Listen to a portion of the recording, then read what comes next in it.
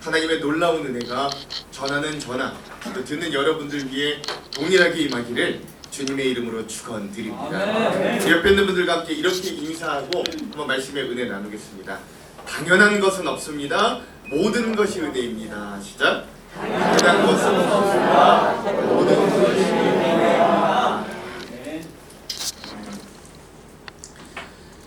오늘 본문의 말씀 성경에는 모세가 부름을 받았을 때의 이야기를 합니다. 모세는 이스라엘 역사상 가장 큰 인물로 쓰임을 받은 사람이고 구약 성경에 나오는 최고의 인물들 중에 한 명입니다. 그는 탁월한 정치가였고 민족의 지도자였고 용감한 군인이었고 또 훌륭한 믿음의, 개인적으로는 훌륭한 믿음의 사람이기도 했습니다. 근데 중요한 건요, 그런 모세도 한때 아주 별 볼 일 없는 사람이었다라는 거예요.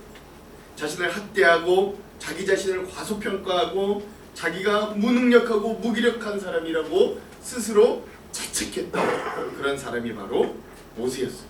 근데 하나님께서 그런 그를 택하셔서 그를 이스라엘의 민족의 지도자로 세워주시고 그를 사용하시니까 그 이스라엘을 애굽에서 해방시킨 놀라운, 또 이스라엘의 하나님의 율법을 처음으로 가르쳐준 놀라운 신앙의, 정치의, 민족의 지도자로 하나님이 세워주셨다라고 할 수 있는 거예요. 여러분, 모세가 몇 년 살았는지 혹시 아십니까? 120년 살았어요. 모세가 120년 살았습니다. 근데 모세 120년 인생이 되게 재밌습니다. 딱 3등분이 돼요. 120년에 3등분이면 얼마입니까?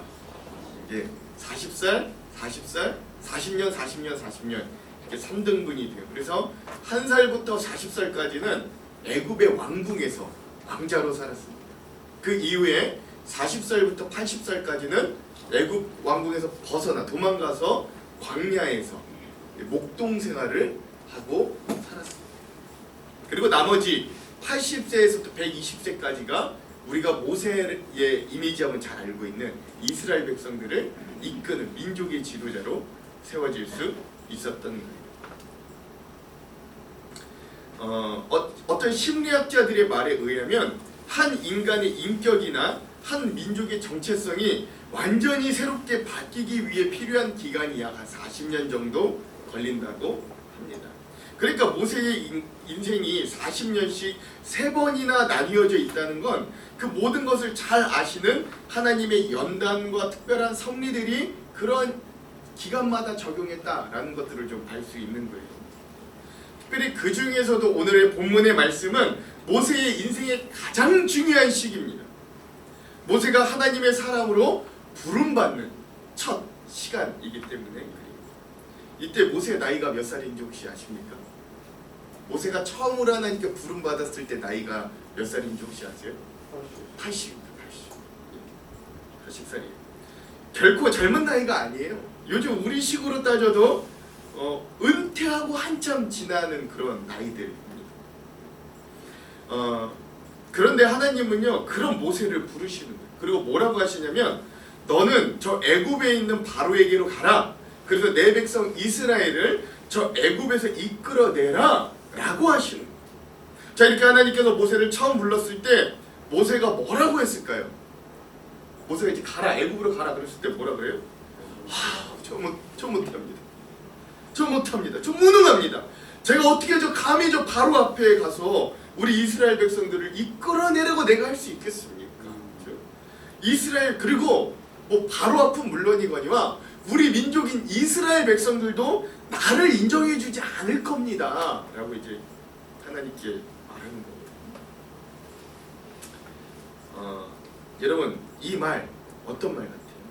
이 말, 제가 보기에 이 말은 굉장히 현실적이고 정확한 판단입니다. 그렇죠? 예. 사람의 눈으로 보기에는 모세의 말이 틀린 게 하나도 없어요. 예, 틀린 게 하나도 없어요. 정말 자신이 처한 상황에 대한 진솔한 고백이었습니다. 그래서 살아가는 성도 여러분, 근데 오늘 우리는 어떻습니까? 현재 우리의 모습이 혹시 이 모세와 같지는 않으십니까? 정확하긴 합니다. 현실을 아주 냉철하게 보고는 있습니다. 그러나 하나님이 오늘 우리를 부르실 때 하나님이 오늘 우리를 믿음의 자리로 부르실 때 그 냉철함만 가지고 하나님 앞에 나아가지는 않아요. 저는 무능합니다. 저는 실력이 없습니다. 저는 배짱도 없고 연줄도 없습니다. 환경도 좋지 않아요. 저는 의지력도 약합니다. 신체도 좋지 않고요. 인물도 못났습니다. 가능성도 별로 없고요. 어느 누구도 저를 거들떠보지 않습니다. 우리가 입 밖으로 꺼내지는 않지만 혹시 우리의 삶의 태도, 우리의 믿음의 자세가 혹시 이러한 말들로 계속해서 우리를 지금 제약하고 하나님 앞에 나아가지 못하게 하는 혹시 그런 냉철한 판단만 있는 자들은 아닌가? 오늘 우리가 한번 우리의 모습들을 한번 잘 새겨보았으면 좋겠습니다. 그래서 오늘 이 시간 우리 그런 우리의 마음에 하나님의 특별한 음성을 좀 들을 수 있기를 간절히 소망합니다. 그래서 오늘 말씀을 통해 우리가 한 3가지 은혜를 한번 좀 나누고 도전을 받아보도록 할게요. 먼저 첫 번째는 뭐냐면 오늘 본문 말씀을 통해 내게 없는 것이 아니라 하나님께서 내게 주신 것을 찾는 시각이 필요합니다. 처음 미디안 이제 광야에서 양떼를 돌보며 평범하게 이 목자로 살던 모세를 하나님께서 불렀을 때 어떤 상황이었냐면 그 광야에 그 가시나무 하나, 아주 연약한 나무 하나가 서 있는데 거기 불이 붙었는데 떨기나무에 불이 붙었는데 불이 이 나무를 사르지가 않는데 불은 계속 나는 거예요. 그러니까 나무가 타지는 않는데 불은 계속 나고 있는 놀라운 현상을 이제 모세가 된 거죠. 보게 된 거죠. 하나님이 그 불에 붙은 떨기나무 앞으로 모세를 부르십니다. 그리고 내가 너에게 바로에게 보내어 너에게 내 백성 이스라엘 자손을 애굽에서 인도하게 내게 하리라 라는 소명을 주셨어요. 근데 그때 모세는요, 제가 아무리 봐도 자신들에게 없는 것만 생각했어요.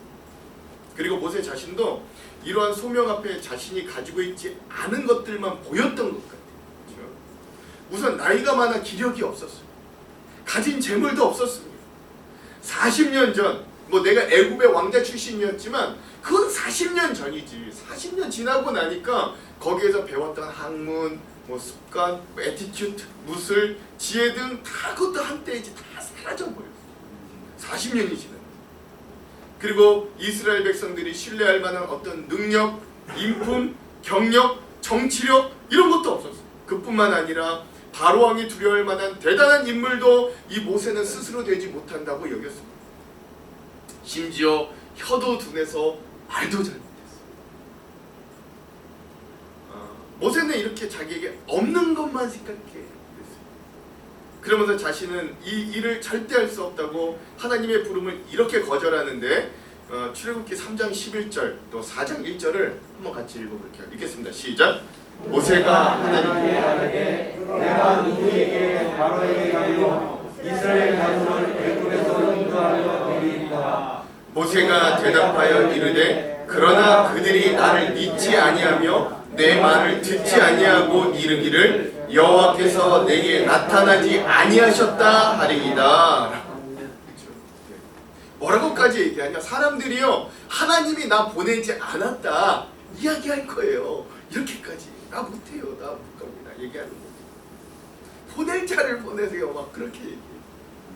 즉 말씀에서도 나타난 듯이 모세는 정말 자기에게 없는 것들만 생각했어요. 그런데 그때 그런 모세에게 하나님이 아주 귀한 말씀을 하시는데 우리가 2절이거든요. 그 2절의 상반절만 한번 읽어볼게요. 2절의 상반절 한번 읽겠습니다. 시작. 여호와께서 그에게 이르시되 내 손에 있는 것이 무엇이냐. 여기까지. 하나님이 모세에게 뭐라 그랬다고요? 지금 네 손에 들려있는 게 뭐냐라고 물어보시더라고요. 사랑하는 성도 여러분, 하나님은요 분명히 모세에게 다른 어떤 그가 뛰어넘어야 하는 어떤 특별한 능력을 요구하지 않으시는 거예요. 하나님께서 모세를 부르시고 그에게 찾으시는 건 뭐냐면 지금 네 손에 들려있는 게 뭐냐. 우리가 매주일 사도신경을 통해서 어떤 하나님 고백해요? 전능하사 천지를 만드신 하나님을 매번 고백합니다. 여러분 그 숫자로 따지면 몇 번이나 고백하셨어요? 모태신앙부터 지금까지 고백했다고 치면 여러분 그거 몇 번이나 고백했냐고요? 수백 번, 수천 번을 고백했을 거예요. 근데 그렇게 수백 번 수천 번 고백해도 우리는 그런 전능한 하나님 잘 믿으려 들지 않아요. 내 손에 특별한 게 쥐어지지 않으면, 내 손에 뭔가 내가 안심할 만한 무기가 들려지지 않으면 전능한 하나님 잘 믿으려고 들지 않아요. 오늘날 수많은 그리스도인들의 문제가 뭐예요? 오늘 믿는 자들이 왜 불행해지고 왜 무기력해집니까? 그건 있는 것만 있는 것이 아니라 없는 것들만 찾기 때문에. 그래서 사실 조금만 둘러보면 우리의 손에 들려있는 것들이 참으로 많다라는 것도 알게 됩니다. 그런데도 불구하고 우리의 눈은 있는 것보다 없는 것에 온통 쏠려 있는 거예요. 저도 그렇고요. 많은 사람들이 없는 것 찾는데 아주 도사입니다. 너무 잘 찾아요. 습관적으로 아주 없는 것 찾습니다. 없는 것 찾는 데는 아주 진짜 선수들. 마치 없는 것 찾기 위해 태어난 사람처럼 그렇게 없는 것들을 잘 찾아냅니다. 근데요, 오늘 주님이 오늘 모세에게 하셨던 그 질문을 오늘 우리도 받는다. 지금 네 손에 들려있는 게 무엇이냐? 라는 그 질문을 오늘 우리도 받는다면 우리도 한번 내 손에 뭐가 들려있나를 한번 잘 찾아볼 이유들이 있는 거예요. 그렇죠? 그래서 우리 신앙인들은요, 좀 시각을 돌려서 없는 것 찾아내는 도사들이 아니라 내가 있는 것 찾아내는 도사들이 되어야 되는 거죠. 그렇죠? 우리는 그런 신앙생활의 보물찾기를 잘하는 전문가들이 좀 되어야 하는 거예요. 우리가 본능적으로 이런 세상적인 눈을 가지고 살다가 하나님께서 은혜를 주셔서 우리의 눈이 믿음의 눈으로 바뀌면 그동안 보이지 않던 보물들을 발견할 때가 한두 번이 아니에요. 한번 보십시오, 여러분.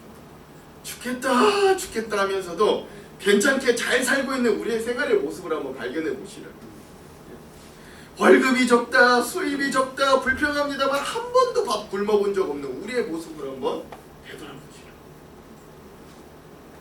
너 왜 이렇게 못났냐, 재주가 없냐, 하는 게 없냐 하면서 자녀를 괴롭힐 때도 있는데, 그러나 우리의 자녀들은 그럼에도 바른 인품을 가지고 생각보다 공부도 성실히 하고 자기가 맡은 일들을 잘하고 지내는 것들 한번 좀 발견해 보시죠. 그런데도 집이 어떻고, 내 차가 어떻고, 동네 마을이 어떻고, 우리 이웃이 어떻고, 내 교회는 어떻고, 교회들이 어떻다는 많은 말을 할 때들도 있어요. 그래 생각해 보십시오. 그 모든 것들이 원래는 사실 당연한 거 아니에요. 다 나에게 은혜로 주어진 것들. 제가 좋아하는 찬양, 오늘 우리가 예배 전에도 한번 불렀던 찬양, 은혜 찬양 있죠. 여러분들도 좋아하시는데 가사 이래요. 내가 누려왔던 모든 것들이, 내가 지나왔던 모든 시간이, 내가 걸어왔던 모든 순간이 당연한 건 아니라 은혜. 그렇죠? 아침에 해가 뜨고, 저녁에 노을이 지고, 봄에 꽃향기가 나고, 가을에 열매가 나고, 그 모든 계절의 변하는 순간도 당연한 게 아니라 은혜. 그렇죠? 내가 이 땅에 태어난 것도, 어린아이 시절부터 지금까지 숨을 쉬며 꿈을 꾸며 사는 것도 당연한 게 아니라 은혜. 내가 하나님의 자녀로 내가 믿음을 가지고 살 수 있었던 것, 찬양하고 예배하고 복음을 전하는 모든 축복된 삶도 사실 당연한 게 아니라 은혜. 모든 것이 은혜예요. 당연한 게 없고 모든 게 다 은혜입니다. 여러분, 이런 오늘 우리에게 있는 것들을 발견할 수 있는 저와 여러분들이 되기를 간절히 소망합니다. 아멘. 여러분, 성경에 보면 성전 미문에 안진뱅이가 앉아 있었을 때 베드로가 예배를 드리고 나오다가 그를 발견해요. 그렇죠? 그래서 베드로는 그 안진뱅이에게 뭐라고 말해요? 그 안진뱅이가 한 푼 줍쇼 했겠죠. 그 안진뱅이가 좀 도와주십시오 선생님 했을 거예요. 그때 베드로는 그 안진뱅이, 그 거지 안진뱅이에게 뭐라고 이야기합니까? 내게 뭐는 없어요. 내 손에 지금 뭐는 없어요. 금과 은은 없으나, 근데 그가 그 이유로 뭐라 그래요? 내게 있는 것으로, 내게 뭐라고 해요? 내게 있는 것으로 너에게 주니, 그게 내게 있는 게 뭐예요? 곧 나사렛 예수 그리스도의 이름으로 일어나 걸으라 라고 말해요. 그러니까 베드로에게 있는 건 뭐예요? 나사렛 예수 그리스도의 이름이. 그에게 금과 은은 없어요. 그의 손에 금과 은은 없어요. 그러나 베드로는 내 손에 없는 금과 은에 집중하지 않아요. 그는 자기가 가지고 있는, 내가 누리고 있는, 내가 믿고 있는 예수 그리스도, 나사렛 예수 그리스도의 이름을 보는 거예요. 사랑하는 성도 여러분, 내가 아무리 생각해도 내 손에 아무것도 없다 여기십니까? 아무리 찾고 찾아도 나한테는 아무것도 없다라고 여기십니까? 그럼에도 예수 그리스도의 이름은 있잖아요. 나를 향한 주님의 사랑과 은혜는 있잖아요. 다른 거 다 없어도 우리한테 그거 있잖아. 하나님께서 이렇게 우리에게 많이 주셨는데 정작 우리는 없다. 하나님께서는 우리를 쓸만하다 하는데 정작 나 본인은 내가 쓸모없다. 하나님이 할 수 있다고 말하는데 나는 못한다고.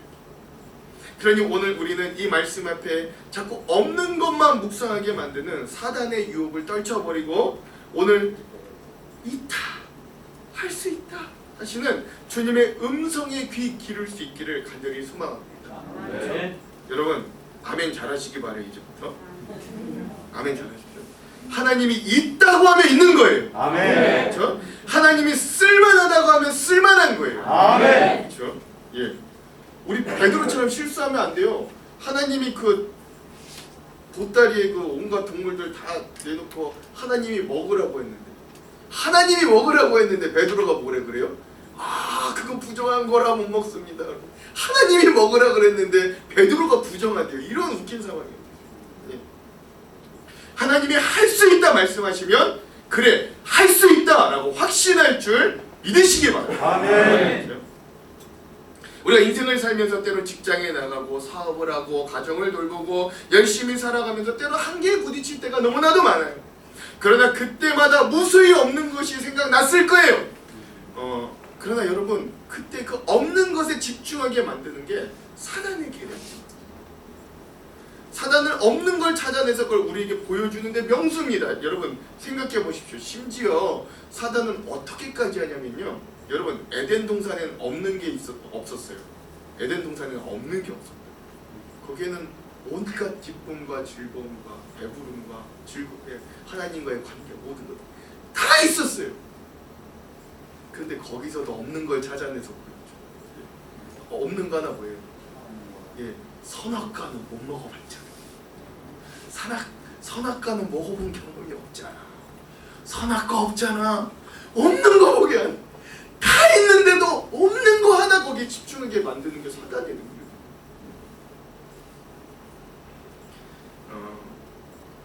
그러므로 사랑하는 성도 여러분, 당장 우리가 이제 예배를 마치고 세상으로 나아가 내일부터 다시 현실의 삶을 살아갈 때 직장생활에서, 사회생활에서 수많은 사람들과 경쟁하면서 문득문득 나에게 없는 것들이 생각날지도 모릅니다. 그러나 그때마다 여러분 낙심하지 말고 오늘 모세에게 주신 하나님의 말씀을 계속 떠올리기 바랍니다. 네 손에 있는 건 무엇이냐? 네 손에 있는 건 무엇이냐? 오늘 그것을 찾는 자들이 우리 신앙인임을 기억하시고 또 찾아도 아무것도 없어도 그래도 내 안에는 나사렛 예수 그리스도의 이름이 있지. 주님의 나의 은혜와 사랑을 나에게 주셨지. 그 있는 것들을 묵상하며 승리할 수 있는 저와 여러분들에게 주님의 이름으로 축원합니다. 아멘. 우리 옆에 있는 분들에게 이렇게 한번 도전할게요. 있는 것을 찾으십시오. 그럼 반드시 있는 게 있습니다. 시작. 있는 것을 찾으십시오. 있는 게 있어요. 두 번째 은혜는 뭐냐면 내게 있는 걸 발견했다면 그걸 좀 소중히 여길 수 있어요. 그렇죠? 오늘 본문의 4장 2절과 3절의 말씀을 다시 한번 읽어볼게요. 2절과 3절 읽겠습니다. 시작. 여호와께서 그가 이르되 지팡이 이니이다. 여호와께서 이르시되 그것을 땅에 던지라 하시매 곧 땅에 던지니 그것이 뱀이 된지라. 모세가 뱀 앞에서 피하매. 아멘. 그래서 여러분 모세의 손에 지금 뭐가 있었던 거예요? 지팡이가 있었어요. 근데 여러분 지팡이는 사실 어떻게 보면 소중한 건 아니잖아요. 그렇죠? 별 볼 일 없는 그냥 만나 막대기에 불과한 거죠. 그러나 하나님은 모세의 손에 있던 그 지팡이를 놀랍게 사용하시고 그 손에 들려있던 한낱 마른 막대기처럼 보였던 그 지팡이가 여러분 지금 요 본문에서는 뱀이 되지만 그 이후에는 어떻게 활용됩니까? 그 지팡이를 통해 애굽의 열재앙이 내려죠. 그렇죠? 그 지팡이를 사용해서 홍해가 갈라지고 그 지팡이를 통해서 온 이스라엘 민족을 광야에서도 광야 40년 동안도 모세가 이 백성들을 이끌어가는 그런 놀라운 도구가 지금 모세의 손에 잡혀있는 한낱 막대기 지팡이라는 것. 여러분 그걸 좀 기억할 필요가 있어요. 그래서 오늘 주님이 우리의 손에 쥐어진 바로 그것이 중요한 거예요. 우리 손에 있는 거 그게 중요한 거예요. 손에 있다고 하는 건 가까이 늘 쉽게 잡히는 것이라는 뜻이죠. 즉 가까이 있는 걸 소중히 여기라라는 것. 여러분 제가 전에 부교육자로 섬기던 교회 담임 목사님께서 우리 부교육자들한테 이런 이야기를 한번 나눠주신 적이 있어요. 그분이 지금 저 오산에서 한 1000여 명 정도 되는 교회를 건강하게 목회하고 계시는데 그 교회를 목회하며 지금 오기까지 한 초기 7년간은 개척교회, 그분이 개척을 하셨거든요. 7년간 개척 목회를 하셨거든요. 그때를 회상하면서 그분이 이렇게 저희한테 간증하시더라고요. 그 목사님이 개척하셨을 때 목회를 하다가 너무너무 안 돼가지고 거의 탈진 상태에 있었다라고 하십니다. 그것도 주변의 목사님들이요 꼭 응원해주면 좋은데 꼭 이런 말을 하세요. 야, 그 개척교회 3년 만에 일어나지 못하면 뭐 가망 없어. 자꾸 그런 말을 주위에 하시더라고요.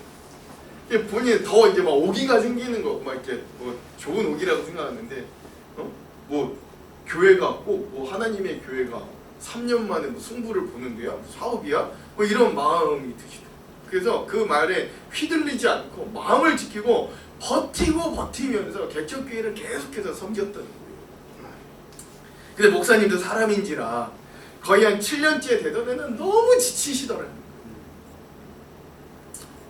그래서 막 하나님한테 막 따졌대요. 하나님, 나 능력이 이거밖에 안 돼. 이제는 목회 말고 다른 거 그냥 해야 될 것 같아요.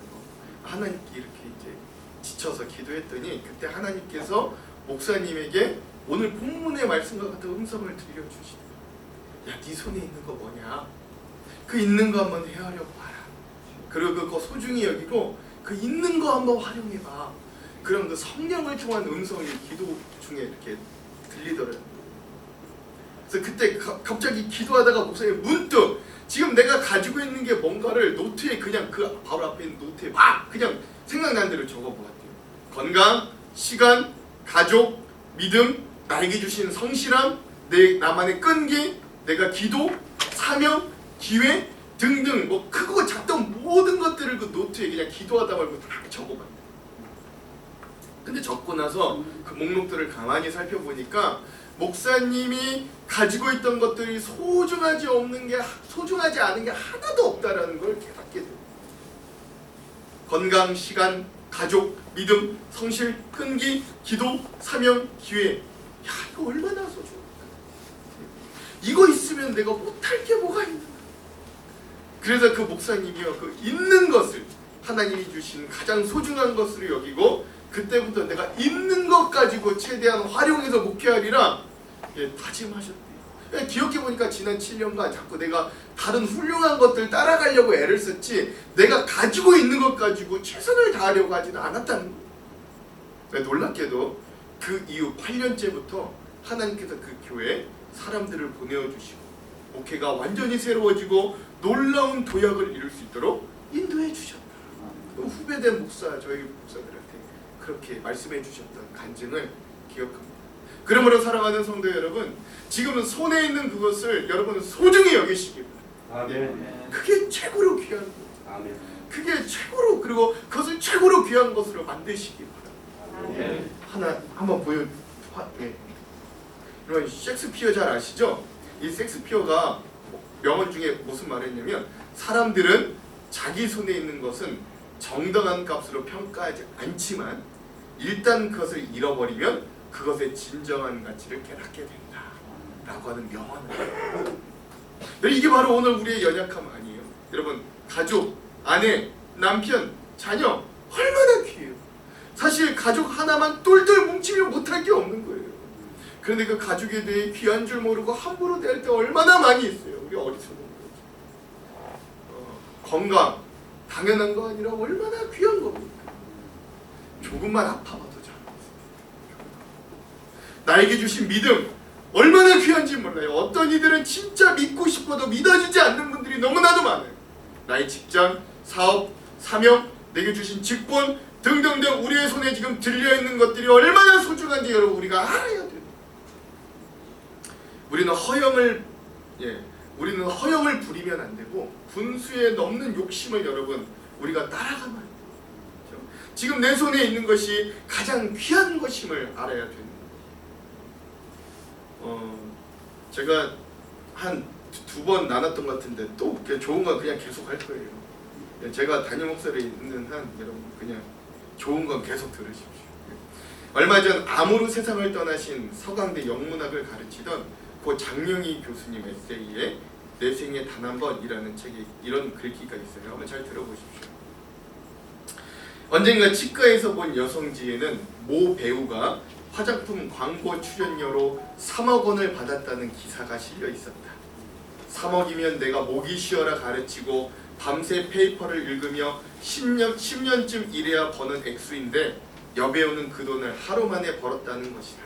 그건 재능이나 노력과는 상관없이 오로지 타고난 생김새 때문인데 그렇게 나의 의지와 상관없이 일어난 일 때문에 내가 불이익을 당한다는 건 아무리 생각해도 불공평한 일이다. 나는 내가 잘 빠진 육체는 가지지 못했어도 그런대로 꽤 아름다운 영혼을 가졌다고 생각하지만 아마 내 아름다운 영혼에는 3억 원은커녕 300원도 주는 사람이 없을 것이다. 그러니 어차피 둘 다 못 가지고 태어날 바에야 아름다운 몸뚱이를 가지고 태어날 일이지 왜 하필이면 300원도 못 받을 아름다운 영혼을 갖고 태어났는가 말이다. 그래서 하필이면이라는 말은 내게 한심하고 슬픈 말이다.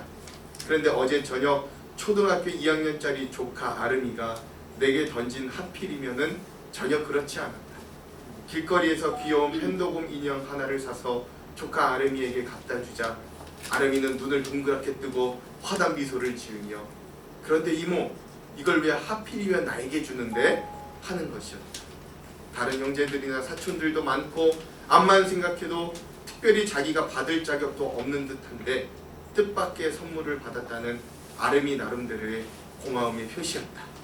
외국에 살다와 우리말이 아직 서투른 아름이가 하필이면이라는 말을 부적합하게 쓴 예였지만 아름이처럼 하필이면을 좋은 상황에 갖다 붙이자 나의 하필이면은 운명도 갑자기 찬란한 빛을 발하기 시작한다는 걸 깨달았다.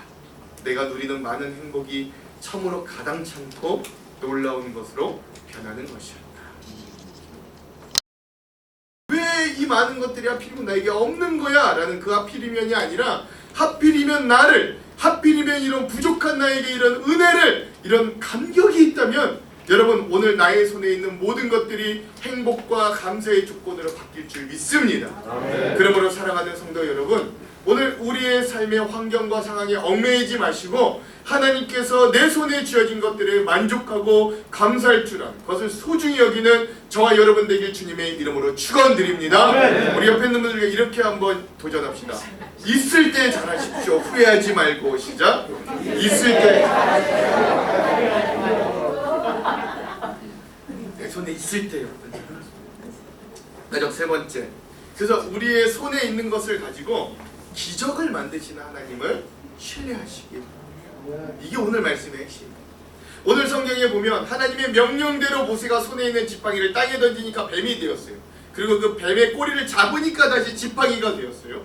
여러분 다른 막대기 같은 보잘것없는 지팡이지만 그것이 하나님이 사용하시면 기적의 도구가 된다라는 것들을 우리가 오늘 말씀을 통해 발견할 수 있는 거예요. 그러니까 즉 오늘 우리도 하나님이 우리에게 주신 것들을 가지고 기적의 재료로 만드시는 분이 하나님이신 걸 우리가 잊어서는 안 돼요. 아멘. 하나님은 어떻게 역사하며 자신의 일들을 이루어 가실까요?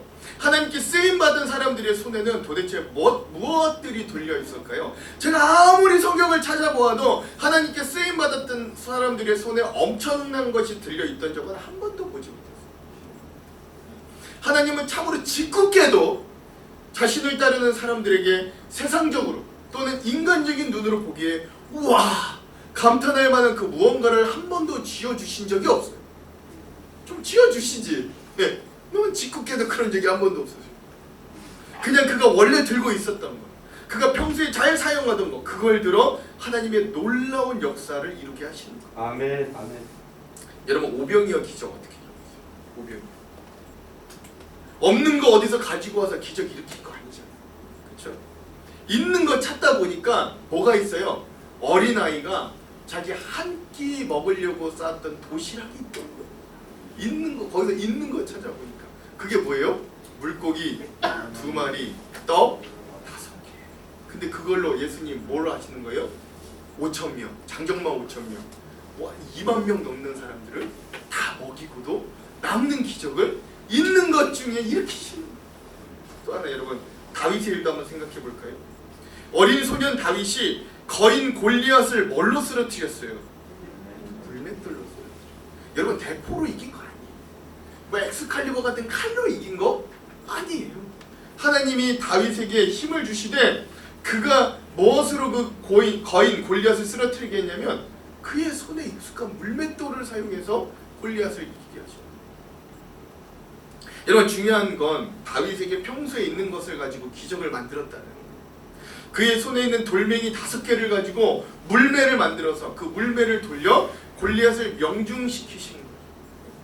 심지어 다윗은 거인 골리앗 장수를 상대하면서 우리가 상식적으로 최소한의 방어 도구라고 할 수 있는 군복과 칼도 거치장스러워서 안 입고 그는 그저 자신이 입고 있던 평상복 그대로 나아가되 그의 손에 항상 익숙했던 물맷돌 5개만 챙겨들고 승리를 거둡니다. 그렇게 하나님은요 우리에게 없는 걸 가지고 역사하는 분이 아니라는 거예요. 하나님은 우리와 함께 역사하실 때 우리에게 있는 익숙한 것들을 가지고 일하신다라는 사실이죠. 심지어 그가 들판에서 양을 지키는 목동에 일을 할 때 주로 사용했던 물맷돌을 들고 나가서 나라를 구하게 만드시는 거예요. 여러분 생각해 보십시오. 다윗이 그 허벌판 그 목동에 일을 하면서 쉬웠겠어요? 어린 친구가 그게 쉬웠겠냐고요? 안 쉬웠을 거예요. 그게 항상 고됐을 거예요. 밖에서 이 맹수들의 공격에 항상 불안했을 거예요. 그 일이 만만치 않았어요. 근데 거기에 자기가 최선을 다한 거예요. 그래도 나에게 맡겨진 양들을 지키려고 자기가 할 수 있는 최대한의 물맷돌이었던 거예요. 맨날 그 물맷돌을 던지면서 물맷돌을 연습하면서 자기에게 주어진 이 일, 내게 지금 맡겨진 이 양들을 지키려고 애썼을 거라고요. 여러분 근데 다윗이 그런 목동일하면서 단 한 번이라도 내가 이 물맷돌을 통해 나라를 구할 거야 꿈꾼 적이 있을까요? 저는 없다고. 다윗은 그렇게 사는 사람이 아니었을 거예요. 그냥 나에게 주어진 일, 하나님이 나에게 맡겨주신 이 목동일을 그냥 최선을 다해 감당했던 거예요. 그때 하나님은 그의 손에 익은 물맷돌을 가지고 나라를 구하시더라. 그러므로 사랑하는 성도 여러분, 여러분의 손에 가까이 있는 것, 그것이 무엇이 되었든 간에 그것들이 다 기적의 재료임을 여러분 잊지 마시기 바랍니다. 네, 그것들을 소중히 여기면서 그것들을 가지고 여러분 기도하시기 바랍니다. 아멘. 그것을 하나님께 의탁하시기 바랍니다. 그래서 던지라면 던지고 집으라면 집으시기 바랍니다. 아멘. 여러분이 가지고 있는 건강, 시간, 가족, 여러분의 재주, 믿음, 열정 모든 것을 여러분 하나님께서 기적의 도구로 만드실 수 있다. 끝까지 신뢰하시기 바랍니다. 아멘. 돈 때문에 침체되지 마세요. 학력과 배경이 없다고 어려워하지 마시기 바랍니다. 기회가 쉽게 주어지지 않는다고 힘들어하지 마시기 바랍니다.